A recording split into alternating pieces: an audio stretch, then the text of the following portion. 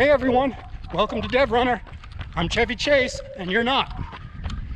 No, wait, I'm Paul, and this is episode 5 of my sub-80 half marathon time trial challenge. So here we go.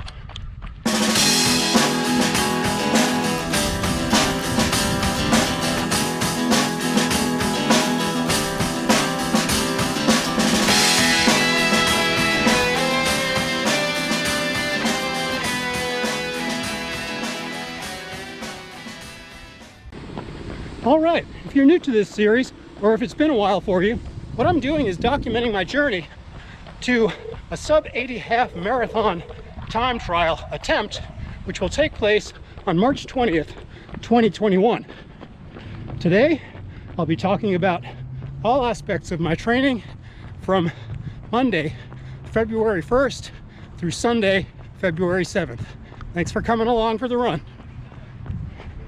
Now, before we get into all the dirty little details of my training in the past week, I'd like to encourage you to hit like if you're enjoying my content, drop a comment below if you've got something to share with everyone, and please don't forget to subscribe to my channel and ding that bell so you get notifications each and every time I post a new video. Thank you for that. So to get right into it, I ran 65 miles this week, still building my mileage towards a plateau of between 75 and 80 miles a week about a month from now, before my taper begins. All right, with that said, Monday for me was an easy 6-miler on the roads. No problems there. I followed it up on Tuesday with another 6 miles easy and threw in a couple of strides at the end just to prepare my legs for my Wednesday track workout. So Wednesday I did drive to the track, did a 2.5-mile warm-up, 10 laps around the track, and then got into it. My intention was to run 2x400s, 2x800s, 2 1600s, then 2 more 800s, and 2 more 400s to finish off as I did last week. Now, as you'll see in the upcoming workout footage, I didn't quite make it that far, as the football team showed up earlier than expected for a practice, and I had to hightail it out of there. However, I did head to a secondary park that didn't have a track, just to try to finish the workout to one degree or another. For all the details, stay tuned, because here it is.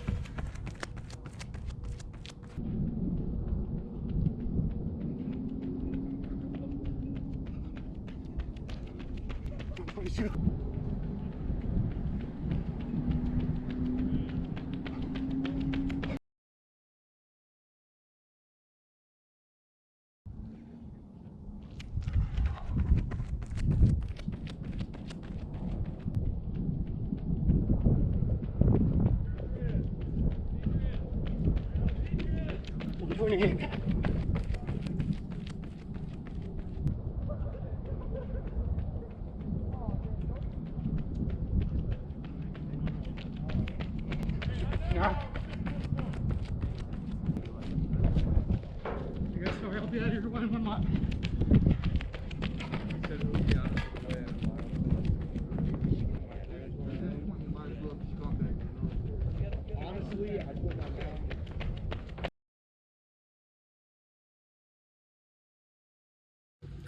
Hey everyone.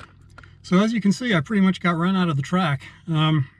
You know, usually they're not supposed to get there till 3, but you know, it was probably 20 till 3, and they just kind of overran the place, and I was left, I was a man without a track. So I jumped in my car, I headed 5 miles up the highway, and I am at my local, one of the local parks here.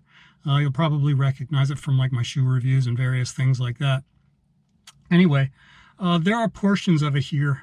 I can probably get about 3/4 of a mile of a track on fairly flat ground, and then there's a lot of hills in the back half.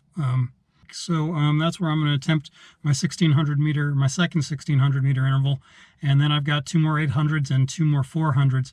The 800s and the 400s I should easily be able to pull off on fairly flat ground, which will, allow me to push and get the exercise and the strength workout that I'm supposed to get today. The 1600, as I said, is going to be a little bit of a challenge, but it is what it is. I just want to get in the speed work. As long as my muscles are getting the work, then it's a good day. And then there will be a 2.5 mile warm down, and I'll be on my way home. So as you can see, my interval workouts were not ideal, but I did put in the work, so I'm happy enough. Did get 10 miles in on the day, and I followed that up on Thursday with 7 miles easy on the roads. So Friday was my medium long run day. I struggled through 12 miles, no particularly impressive times, but I got it done. Kept on pushing my mileage. So I followed that up on Saturday with 7 easy miles on the roads, and I'm happy to say that it was a rather lively run. Even though I was running like 7:45 pace, it was rather effortless. So I bounced back from that rough day on Friday rather well, I'm happy to say. And I was careful, even though I was feeling good, not to let myself push the pace too far, with my Sunday long run coming up the next day. Now on Sunday I got really lucky. I awoke to perfect running conditions. It was about 50 degrees, low breeze, so my 17 miler was just absolutely a pleasure. I hit the country roads and just went and went and went. Paid no attention to what I was doing. Pace-wise, just ran and ran and ran. And I'm happy to say that my natural paces were ranging, anywhere from like 6:45 to about 7:30, 7:35s. So that's about it for my running mileage this week. 65 miles, as I said. I'll be trying to push to 70, 71 in that range this coming week. We'll see what happens. Regarding my nutrition, it continues to improve. I'm laying off the sugar a little bit more each week.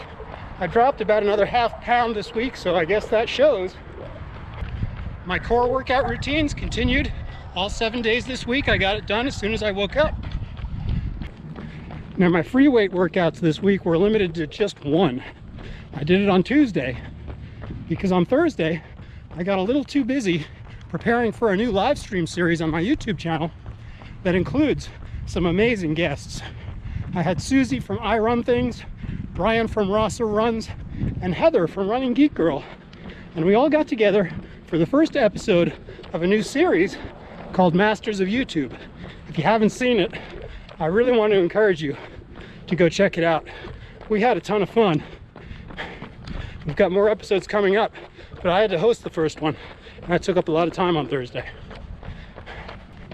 And unfortunately on Saturday, I was busy taking care of one of our puppies who's got a little bit of a illness going on. And before I knew it, the day was gone. But I'll tell you one thing, I won't miss any workouts in the coming weeks as I get closer and closer to this time trial. So thanks for sticking around to the end of this week's training review, everyone. And as always, get healthy, stay strong, and keep pushing. Peace out. So in other news, Generalissimo Francisco Franco is still dead. All right, if you're new to this series, or if it's been a while, what I'm doing here is getting interrupted by cars every 2 seconds. So that's it for this week's training review, everyone. As always, get healthy, watch out for more cars, and try not to get too frustrated.